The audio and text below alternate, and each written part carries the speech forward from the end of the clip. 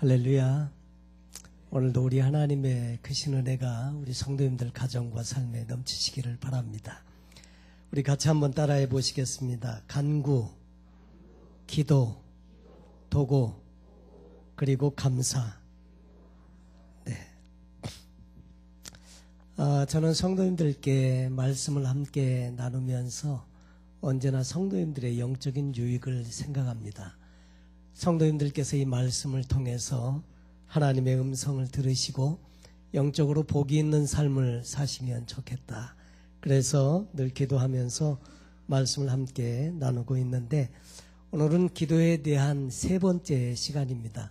우리가 한 달 동안 릴레이 금식 기도를 작정해서 기도하고 있는데, 오늘 이 말씀의 내용을 통해서 좀 더 차원이 높은 신앙의 단계로 함께 나갔으면 좋겠습니다. 사실 기독교뿐만 아니라 모든 종교에서는 기도를 대단히 중요하게 생각을 합니다. 신앙생활에서 기도의 중요성은 아무리 강조해도 결코 지나침이 없는 줄로 믿습니다. 왜냐하면 기도는 결국 하나님과의 관계이고 기도를 통해서 하나님의 응답을 경험하기 때문에 기도는 대단히 중요합니다. 우리의 믿음을 지키는 가장 중요한 방법 중에 하나도 기도 생활입니다. 기도하지 않으면 마귀가 가만두질 않습니다. 그래서 자꾸 시험 드는 일이 생기고 또 힘들고 어렵고 또 신앙의 기쁨이 사라져버리곤 하게 되죠. 우리가 정말 신앙생활에 영적으로 싱싱하게 살아있기 위해서는 늘 기도 생활에 성공해야 합니다. 오늘 성경 본문에 보면 1절 말씀에 그러므로 내가 첫째로 권하노니 그랬습니다. 지금 믿음의 아버지인 바울이 믿음의 아들인 디모데에게 편지를 쓰면서 권면을 하는데, 내가 첫째로 권하노니, 이 첫째라는 말은 무엇보다도 가장 중요하게 강조해서 하는 말인데, 그것이 뭐냐면 기도라고 하는 것입니다. 바울이 디모데에게 권하는 첫째 권면이 기도라는 것인데, 기도라는 말을 사전에서 찾아보니까 바라는 바가 이루어지기를 신에게 비는 것 그랬습니다. 내가 바라는 바가 이루어지기를 신에게 비는 것, 이것이 기도인데, 그런데 기독교의 이 기도의 차원은 이 사전적인 수준에 머물면 안 된다는 겁니다. 그것은 일반적으로 사람들이 이야기할 때 그런 정도를 이야기하지만, 기독교에서는 이 기도의 차원이 그거보다 좀 더 높다고 하는 것입니다. 단순히 바라는 것을 이루기 위해서 비는 일을 넘어서 기도는 사실 하나님과의 인격적인 교제입니다. 하나님과의 관계. 그래서 이 하나님과의 친밀한 영적인 관계로 나가는데 반드시 기도가 필요하다고 하는 것입니다. 사람과 사람 사이에도 가까워지는 데는 여러 가지 다양한 채널이 있습니다. 대화를 통해서 하기도 하고, 요즘은 뭐 그냥 카톡도 날리고, 너무 카톡을 많이 날리다 보면 좀 이렇게 받는 때 좀 힘든 때도 있지요. 그러니까 하여튼 필요 없는 정보를 많이 보내는 분들도 없지 않아 있는데, 소중한 정보 함께 나누는 거 물론 필요하지만, 그런데 카톡도 하고 그 다음에 인터넷으로 서로 채팅도 하고 그러면서 서로 교제의 채널들이 다양하게 있는데, 하나님과의 교제에 있어서도 기도는 그 중에 한 방법이다 하는 것입니다. 그런데 오늘 성경 본문에 보면 사도 바울은 그냥 기도 이렇게 한마디만 하면 될 것 같은데, 이 기도라는 말을 여러 가지 말로 다르게 표현했습니다. 간구, 기도, 도고, 감사, 이런 것들을 하라. 여러분, 사실 감사를 제외하고는 모두가 기도라는 말로 통합해도 별로 차이가 없습니다. 그런데도 불구하고 굳이 구분하는 이유는 조금씩 다른 부분이 있기 때문에 이렇게 구별해서 설명을 하지 않나 생각이 됩니다.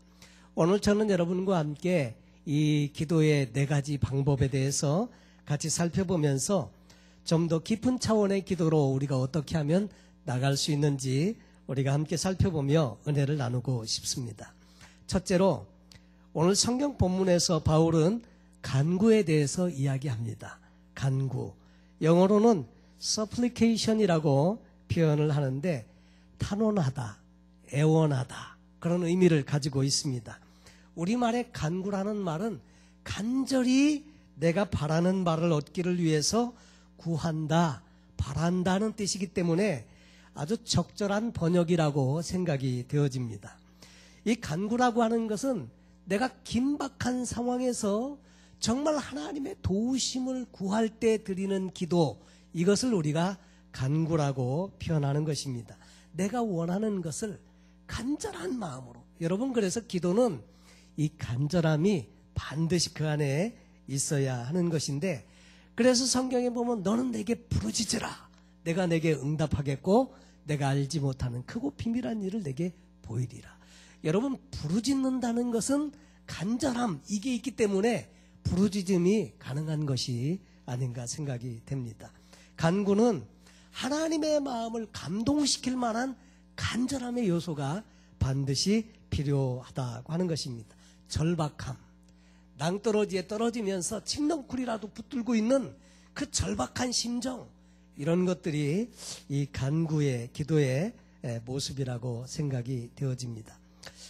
신부님, 우리들의 신부님이라고 하는 이탈리아 사람이 쓴 꽁트집이 있다고 하는데 그 내용에 이런 글이 있다고 합니다. 이 내용은 2차 세계대전 후에 공산당 천지가 된 이 이탈리아 시골 마을에 신부님과 그 마을 공산당 지도자인 읍장을 둘러싸고 일어나는 그 일들을 재미있게 이렇게 엮어서 소개하는 그런 책인데, 거기에 이런 내용의 글이 실려 있답니다. 한 공산당원의 아들이 이유 없는 병에 걸려가지고 죽어가고 있습니다. 이제 그 병명도 알 수 없고, 그리고 그 의사는 이제 자기 의술로는 도저히 어떻게 해볼 도리가 없다. 그래가지고 손을 뗐습니다. 그러니까 죽을 날만 기다리고 있는 이 아들인데, 그렇게 그 죽어가는 그 아들을 바라보면서 막 힘겹게 숨을 토해내는 그 아들을 바라보면서 어찌 해볼 도리가 없는 그 아버지의 심정이 어떻겠나 이런 생각을 해보게 됩니다. 그런데 정말 고민하던 이 아버지가 다락방에서 엽총을 꺼내가지고 그리고 교회로 갑니다. 전쟁 전에는 너나 할 것 없이 다 크리스찬이었습니다. 같이 다니고 교회에서 기도하고 예배하고 했는데 지금은 공산당원이 된 다음에 교회 처음 가는 길입니다. 아무도 모르게 조심해서 갔습니다. 배신자라는 말이 듣기가 무서워서 사람들 눈에 안 띄게 조심하면서 갑니다. 그리고 인민의 아편이 종교라고 말하는 이 욕하고 그러던 주제에 하나님께 기도한다는 것도 이게 또 말이 맞지도 않고, 그러던 자기가 기도하면 하나님이 들어줄 것 같지도 않고, 또 사람들이 볼까봐 그러면서 이제 눈을 피해서 엽총 하나 들고 교회들이 돌아섰습니다. 교회에 들어서자마자 느닷없이 그 십자가에 매달려 있는 예수님을 향해서 엽총을 딱 겨냥을 한 다음에 이렇게 외쳤다고 합니다. 내 아들을 살려내라. 그렇지 않으면 내가 총으로 쏴서 죽이겠다. 근데 어떻게 됐겠습니까? 그렇게 외칠 때 그 시간에 그 아들이 언제 아팠냐는 듯이 말끔하게 나았다는 그런 이야기입니다. 여러분, 사실 이 이야기 속에는 인간 심리에 대한 여러 가지 숨겨있는 복잡한 이야기를 하고 있지만, 그 이야기 가운데서 가장 중요한 메시지는 그 절박함 속에서 하나님 앞에 기도할 때 그 기도가 응답되어졌더라 하는 내용을 소개하고 있는 것입니다. 우리가 이스라엘의 왕이었던 그 히스기야를 잘 알고 있습니다. 히스기야는 기도로, 간구의 기도를 통해서 하나님의 응답을 여러 번 경험했던 그런 임금인데, 히스기야가 임금으로 있던 그 시절에 중동 지역을 제패하고 있던 부강한 나라는 아시리아라고 하는 나라가 있습니다. 이 아시리아가 북왕국 이스라엘을 완전히 전멸시켜 버렸습니다. 그리고 나라를 그냥 완전히 흩어가지고 나라가 흔적이 없어져 버리고 말았습니다. 그랬는데 이 아시리아의 사네립 왕이 군대를 이끌고 유다를 정복하기 위해서 유다를 침략해 왔습니다. 그때의 그 온 나라에 금이라는 금, 은이라는 은은 전부 모아가지고 사네립에게 다 주었습니다. 심지어 성전 문과 기둥에 입혀있는 그 금까지, 금으로 입혀놓은 그거를 다 벗겨가지고 전부 사네립에게 주고서야 사네립이 자기의 나라로 돌아갔습니다. 이런 치욕을 겪은 지 얼마 되지 않아서 약 2년이 채 지나지 않은 시기에 이 아수르가 또다시 쳐들어왔습니다. 아수르의 대장인 랍사게를 보내서 그 히스기야에게 사네립이 편지를 보냈는데 그 편지의 내용에는 이렇게 적혀 있습니다. 내가 누구를 의뢰하며 나와 맞서겠느냐? 애굽이냐? 아니면 여호와냐? 애굽은 이미 상한 갈대 지팡이와 같이 되었으니 말할 것이 못되고 여호와란 말이냐? 내가 여호와의 뜻이 아니면 어찌 예루살렘을 치러 이렇게 왔겠느냐? 여호와가 나에게 예루살렘을 쳐서 부수라고 해서 내가 왔다. 내가 사마리아를 칠 때 여호와가 미동이나 했었느냐? 다시 말해서 내가 너를 치러 온 게 이게 하나님 뜻이라는 거예요. 하나님의 도움은 기대조차 하지 말라는 거예요.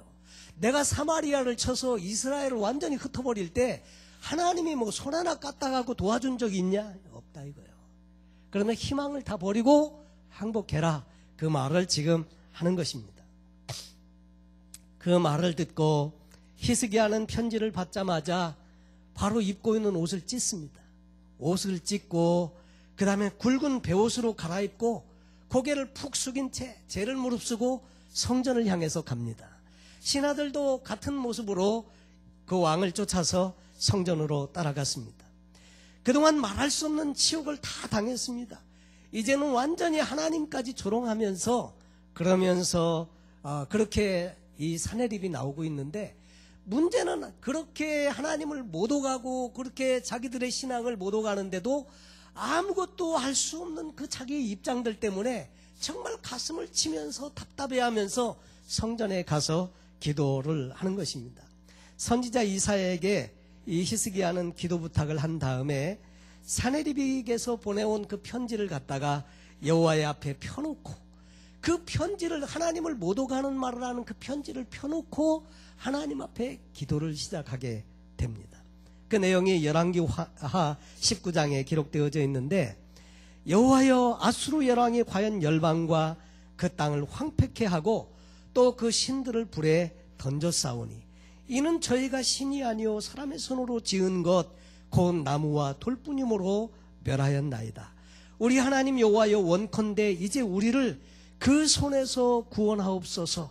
그리하시면 천하만국의 주 여호와는 홀로 하나님이신 줄 알리이다.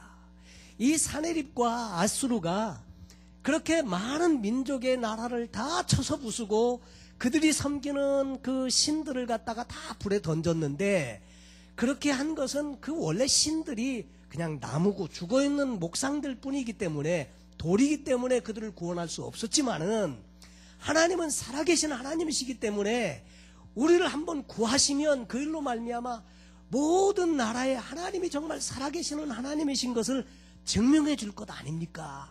하나님 우리를 구원해 주십시오. 그러면서 사네립이 보내온 편지를 펴놓고 하나님 앞에 기도하고 있는 것입니다. 어떻게 됐을까요?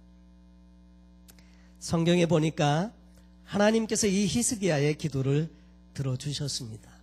열왕기하 19장에 보니까 35절 이하에 이렇게 기록이 되어져 있습니다. 그 밤에 여호와의 사자가 나와서 아수르 진에서 군사 18만 5천을 친지라. 아침에 일찍 일어나 보니 다 송장이 되었더라. 아수르 왕 사네립이 떠나 돌아가서 니느웨에 거하더니 그 신 니스록의 묘에 경배할 때에 아드람멜렉과 사라셀이 저를 칼로 쳐 죽이고 아라랏 땅으로 도망하며 그 아들 에살핫돈이 대신하여 왕이 되니라. 그렇게 떵떵거리고 했던 이 사네립을 갖다가 군대를 아침에 나가보니까 18만 5천 명이 그냥 다 송장이 돼 있어. 다 죽어 있어. 하나님의 사자가 쳐가지고. 그리고 이 사내립은 도망을 갔는데 자기 신에게 경배할 때 죽임을 당합니다. 그리고 그 아들이 대신해서 왕이 되었더라. 그 말을 쓰고 있는 것입니다. 이 히스기야가 하나님 앞에 그 자기의 안타까운 마음을 내어놓고 간구하고 기도했더니 하나님이 응답하셨더라. 그 말입니다. 그리고 히스기야가 한 번은 죽을 병에 걸렸습니다. 그래서 3일 만에 죽게 된다. 너는 다 정리해라. 이 이야기를 선지자를 통해서 들었을 때 히스기야가 곧바로 기도하는 내용이 열왕기하 20장에 나오는데, 히스기야가 낯을 벽으로 향하고 여호와께 기도하여 가로되 여호와여 구하오니 내가 진실과 전심으로 주 앞에 행하며 죄 보시기에 선하게 행한 것을 기억하소서 하고 심히 통곡하더라. 여러분 3일 후에 죽는다는데요. 여러분 정말 방법도 없고 이거는 하나님의 말씀이 선지자를 통해서 온 거거든요. 어떡합니까? 그때 그 소식을 듣고 히스기야는 바로 벽을 향해서 얼굴을 대고 벽을 향해서 면벽하고, 이 말은 뭐냐면 사람들 보지 않고 오직 이제 하나님께만 초점 맞추고 하나님께 기도하기 시작했더라 하는 말이죠. 벽을 향해서 얼굴을 향하고 심히 통곡하면서 하나님, 내가 그동안 내가 하나님 앞에 진실하고 정직하고 순전하게 행했던 거 제발 기억해 주시고 은혜를 베푸십시오. 기도하기 시작했는데 이 기도가 선지자가 성문 밖에 나가기 전에 선지자에게 바로 응답이 왔습니다. 그래갖고 나가다가 선지자가 돌아와가지고 하나님께서 당신의 생명을 15년 연장한다, 이런 응답을 주셨던 부분이 성경에 기록되어져 있습니다.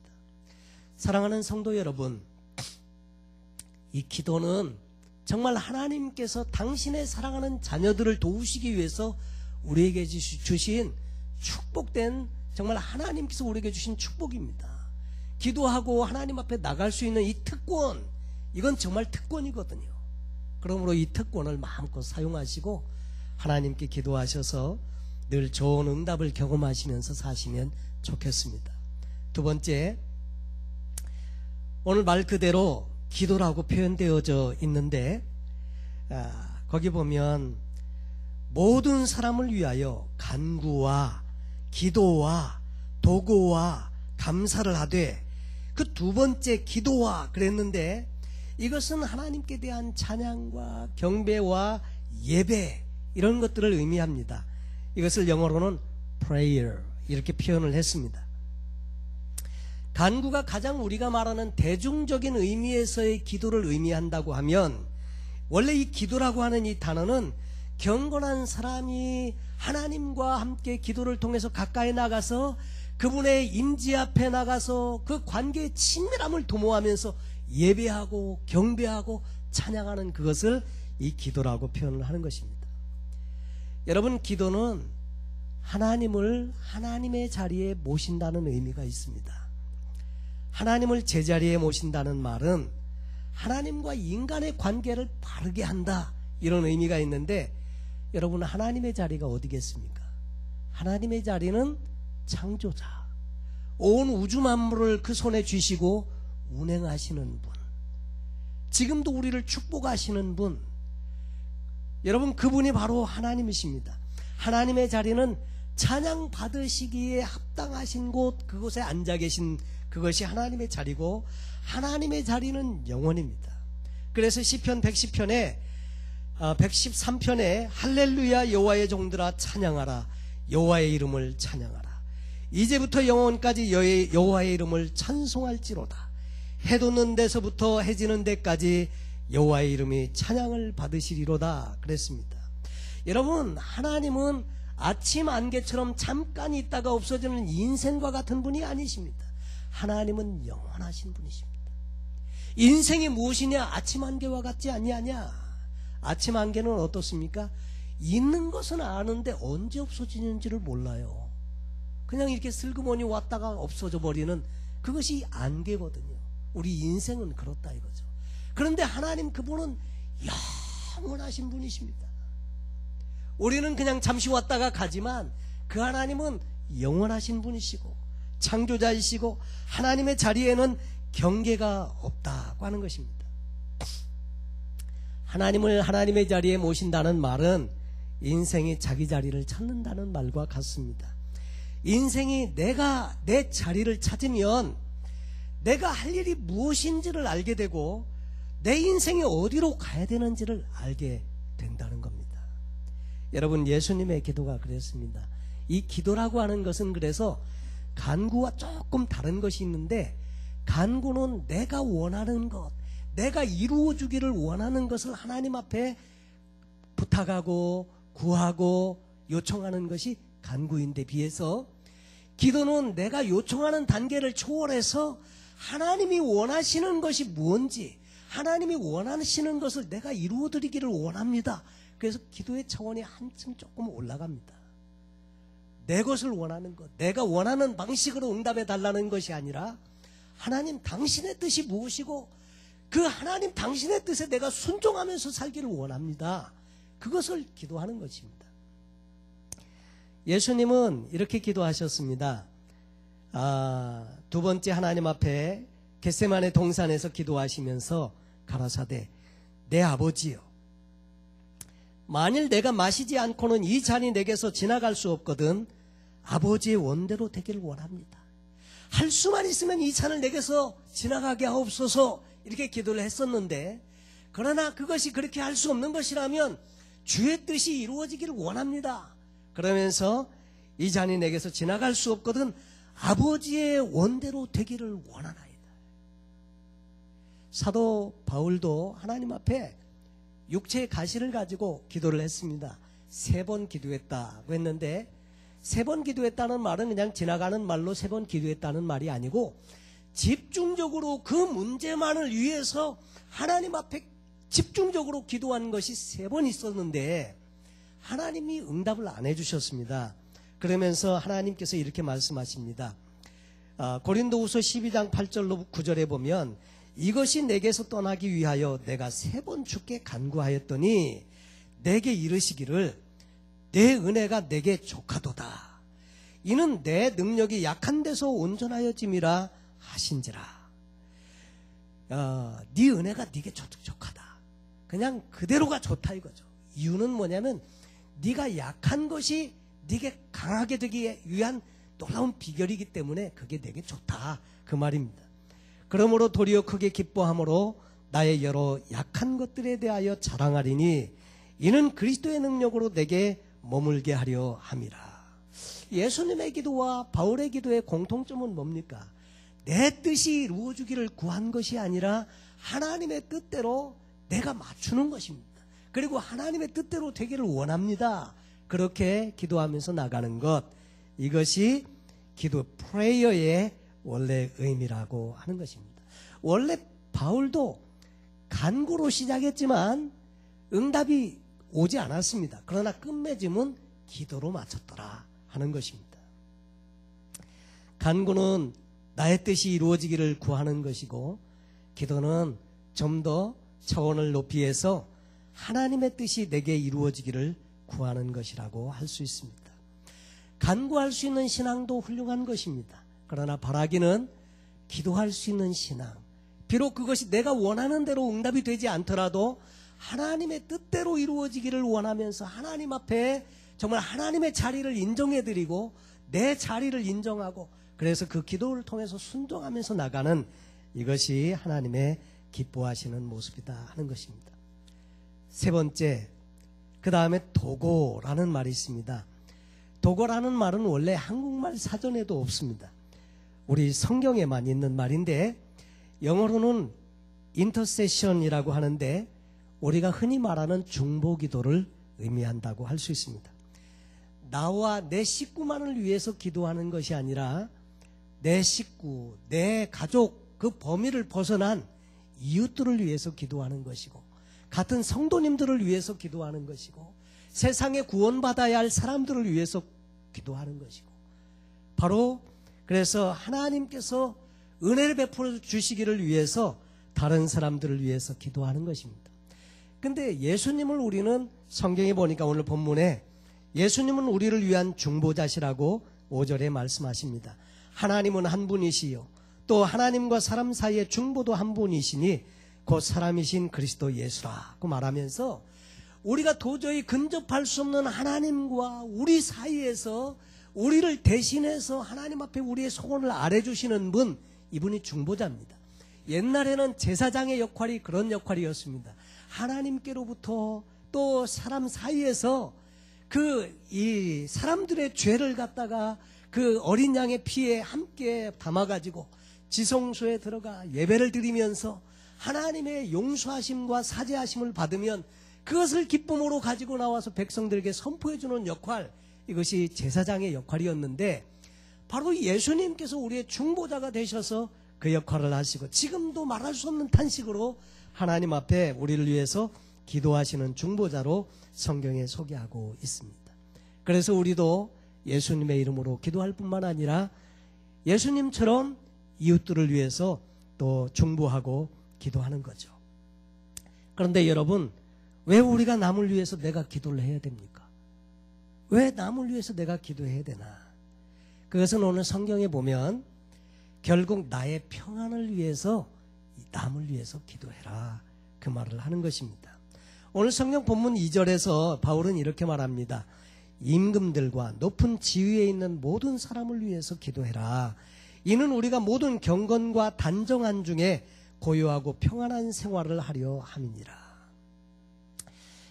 구약 성경을 읽다 보면 에레미야가 이제 바벨론의 포로로 잡혀가기 위한 그 이스라엘 백성들을 위해서 이렇게 말하는 부분이 있습니다. 에레미야 29장 7절에 너희는 내가 사로잡혀 가게 한 그 성읍에 평안하기를 힘쓰고 위하여 여호와께 기도하라. 아니, 이 원수의 나라를 위해서 기도하라니요. 왜 기도하라고 하냐? 거기 보면 이는 그 성이 평안함으로 너희도 평안할 것임이니라. 여러분, 놀랍게도 원수의 나라를 위해서 기도하라고 말씀하시는 이유는 그것이 너희를 위하는 길이기 때문에 그렇게 기도하라, 이렇게 말하는 것입니다. 바울의 권면도 마찬가지라고 할 수 있습니다. 바울이 복음을 전하고 교회를 세우고 또 말씀을 전하고 하던 그 시대는 이 기독교가 핍박을 받고 박해를 받고 많이 어려움 가운데 처하던 그런 시절입니다. 그 당시에 임금들과 높은 지위에 있는 사람들이 곧 회방자요, 핍박자요, 박해자였던 그런 시대입니다. 그런데 그들을 위해서 바울은 기도하라고 하는 말이 왜 그렇게 기도하라고 하느냐면 그들이 평안해야 성도들이 평안하고 안심하고 살 수 있기 때문이라는 거예요. 그래서 위정자들을 위해서도 기도하라고 말씀합니다. 이번 주 내일 모레 미국은 대통령 선거가 있습니다. 여러분이 공화당이시든지 민주당이시든지 상관없이 우리가 이 선거를 위해서 기도해야 되지 않을까, 이런 생각을 하게 됩니다. 여러분, 참 대통령 한 명이 잘못 세워지면 참 백성들의 삶이 얼마나 영향을 많이 받습니까? 그래서 지도자가 잘 세워지도록 기도해야 될 줄로 믿습니다. 그리고 지금 미국 경제가 상당히 어려운 가운데 있습니다. 해마다 천문학적인 빚이 늘어가고 있습니다. 여러분, 자연 환경의 변화도 역시 만만치 않습니다. 천재지변이 자주자주 일어나고 있습니다. 가치관이 붕괴된 지 오래이고 기독교가 점점 약화되어 가고 있는 모습을 보면서 많이 개탄하는 모습들을 우리가 보게 됩니다. 이런 상황하에서 우리가 이 나라를 위해서 기도해야 되지 않을까, 이런 생각을 하게 됩니다. 여러분, 교회도 마찬가지입니다. 내가 신앙생활을 잘하기 위해서는 교회를 위해서 기도하셔야 합니다.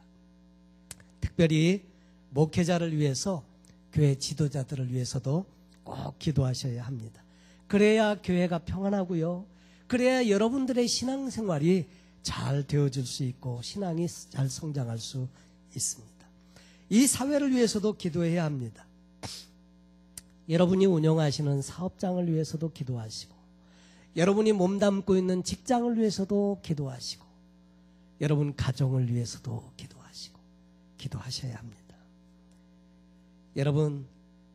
간구와 그 다음에 기도와 그 다음에 도구. 이것은요, 기도의 종류가 다르다는 것도 있지만 기도의 깊은 차원이 다르다는 것도 함께 이야기를 하는 것입니다.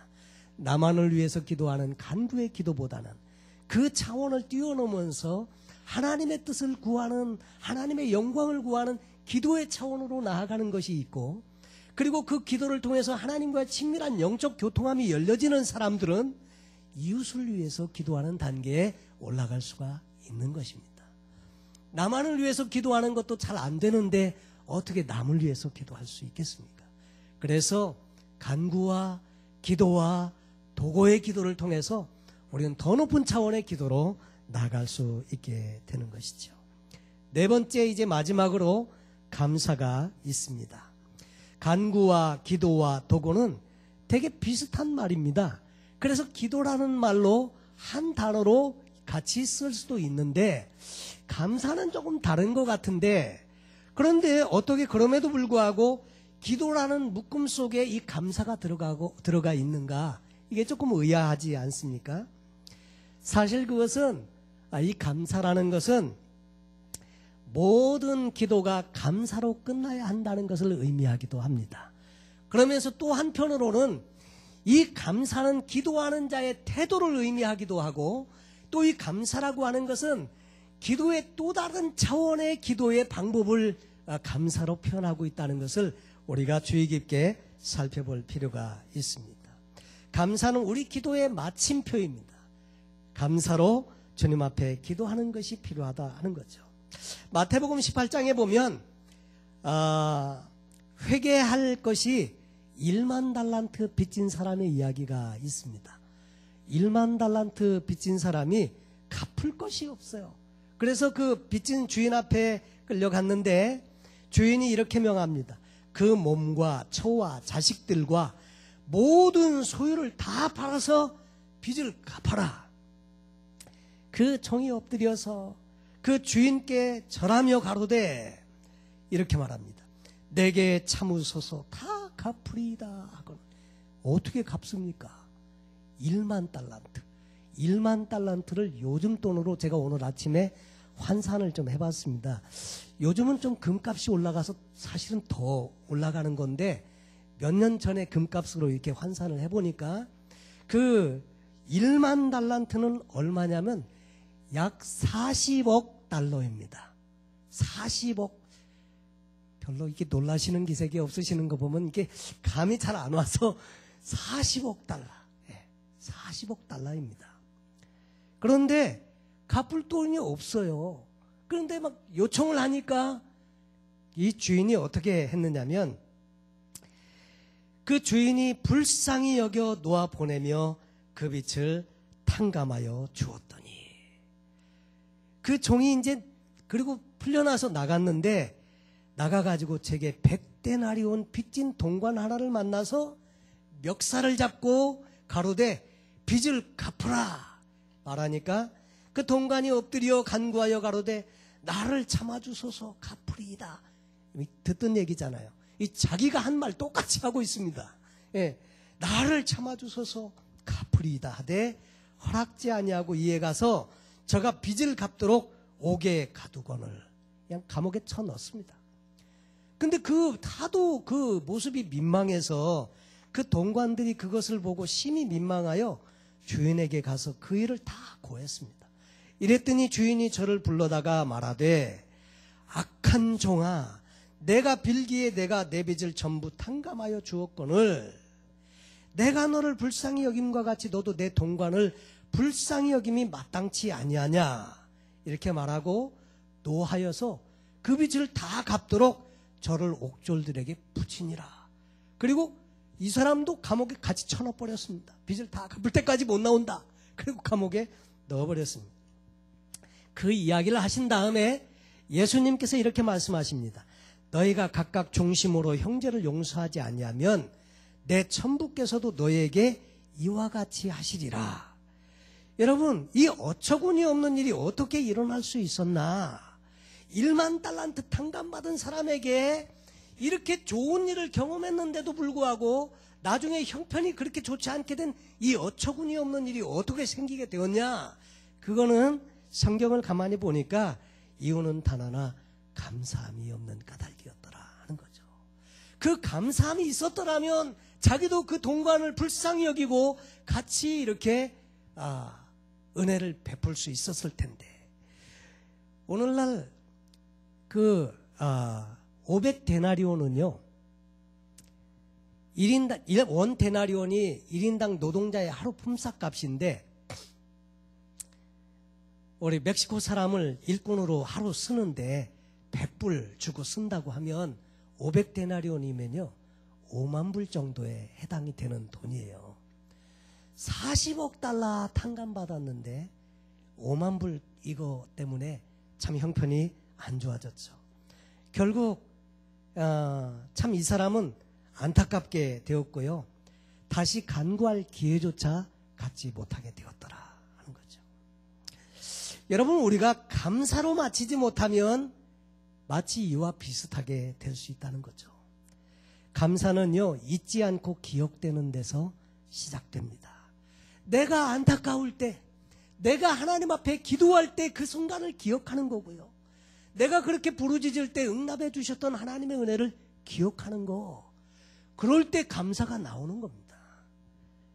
여러분, 하나님의 그 은혜를 기억할 때 내가 어떤 사람이었는데 내가 이런 하나님의 자녀가 되었는지를 기억하는 거, 그 기억이 있을 때 감사가 나오는 거죠. 근데 이제 우리의 문제가 무슨 문제가 있느냐면 영적인 치매가 문제입니다. 치매는 뭡니까? 기억을 못해. 저희 외할머님도, 저희 외숙모님께서 식사를 금방 드리고 나왔는데 금방 드시고서는 왜 밥 안 주느냐고 막 외숙모님한테 밥 달라고 자꾸 이렇게 하셔서 힘들어 하셨다는 얘기를 제가 과거에 들은 적이 있습니다. 치매는 잊어버리는 거예요. 여러분, 하나님의 은혜를 기억해야 하는데 문제는 잊어버리는 거예요. 근데 진짜 잊어야 하는 거는 안 잊고 잊지 말아야 하는 것은 잊는다는데 문제가 있어요. 여러분, 그래서 우리가 정말 하나님 앞에 신앙생활로 나갈 때 하나님의 은혜를 잊지 말면 감사가 나옵니다.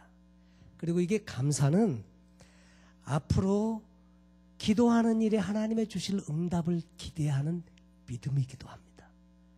그래서 빌립보서 4장 6절로 7절에 아무것도 염려하지 말고 오직 모든 일에 기도와 간구로 너희 구할 것을 감사함으로 하나님께 아뢰라. 그리하면 모든 지각에 뛰어난 하나님의 평강이 그리스도 예수 안에서 너희 마음과 생각을 지키시리라 그랬습니다. 여러분, 사실 염려하는 거는 별로 문제 해결에 도움이 안 된다고 했습니다. 그러니까 염려는 쓸데없는 겁니다. 염려를 하시지 마시기 바랍니다. 대신에 염려 대신에 뭘 하라고요? 기도하라고요. 기도는 하나님이 들으시고 일하시기 때문에 기도는 필요한데, 오직 모든 일에 기도와 간구로 너희 구할 것을 감사함으로, 감사함으로는 기도하는 사람의 태도이기도 하고 믿음이기도 하고 또 다른 차원의 높은 차원의 기도의 방법이기도 하다는 거죠. 그리하면 모든 지각에 뛰어난 하나님의 평강이 그리스도 예수 안에서 너희 마음과 생각을 지키시리라. 여러분, 어떤 문제를 위해서 기도하실 때 그 기도 응답이 온 것을 여러분 어떻게 확신하십니까? 어떤 문제를 위해서 기도하는데 아직 이루어진 것도 아니에요. 그런데 많은 경우에 응답이 먼저 오는 수가 있어요. 근데 아직 변한 건 아무것도 없어요. 그러니까 어떻게 그걸 확신합니까? 응답이 온 것을. 많은 경우에, 저의 경우는 보면 기도를 이렇게 드리다 보면 갑자기 마음속에 평안이 쫙 오고요. 오늘 말씀처럼 마음과 생각을 지키시고 하나님의 평강이 그리스도 안에서 우리 마음과 생각을 지키신다고 하는데 마음이 벌써 평안해져요. 아직 바뀌어진 거는 아무것도 없는데 벌써 마음에 기쁨이 오고요. 마음에 평안이 오고 확신이 딱 들어올 때 믿음으로 딱 잡으면 응답인 줄로 믿습니다. 여러분, 그래서 기도할 때 너희 구할 것을 감사함으로 하나님께 하라. 왜냐하면 들어주실 거기 때문에. 아직 이루어진 건 아니에요. 그러나 기도할 때 그 하나님께서 들어주실 것이기 때문에 감사함으로 기도하는 것입니다.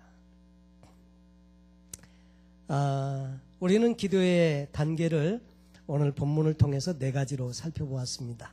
우리의 필요를 구하는 간구의 기도가 있고, 또 하나님과 친밀한 영적 교통함으로 나갈 뿐만 아니라 나의 원하는 것대로 이루어지기를 그냥 떼쓰듯이 기도하는 것이 아니라 이제는 좀 더 성숙해져서 하나님 당신의 뜻대로 이루어지기를 원합니다. 이런 기도의 단계로 나가는 prayer, 기도의 단계가 있고요. 그리고 나를 위해서, 내 가족만을 위해서 기도하는 차원이 아닌 이제는 이웃들을 위해서, 세상을 위해서, 구원받지 못한 영혼들을 위해서 기도하는 도고의 기도의 단계로 또 나갈 수 있습니다.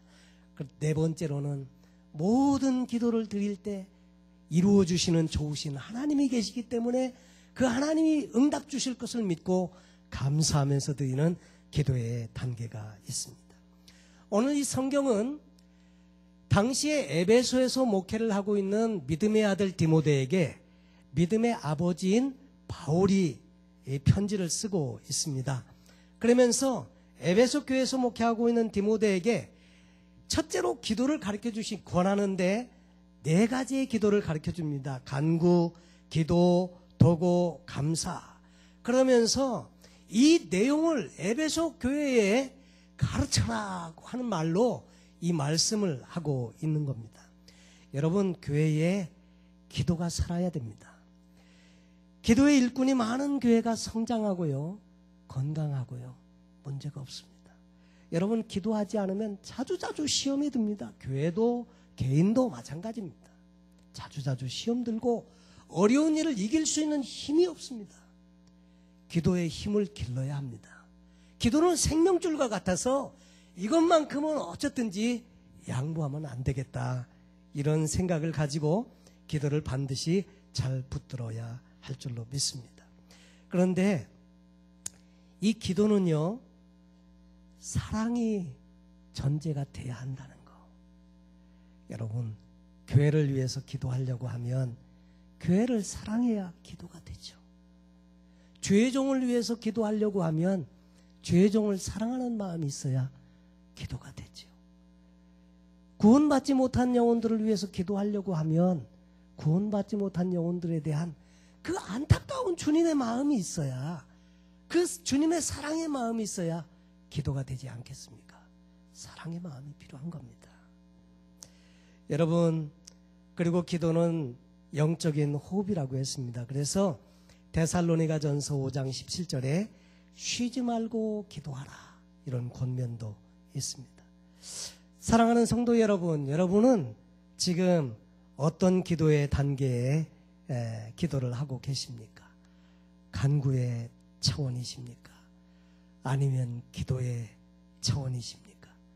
아니면 도고의 단계의 기도를 드리고 있습니까?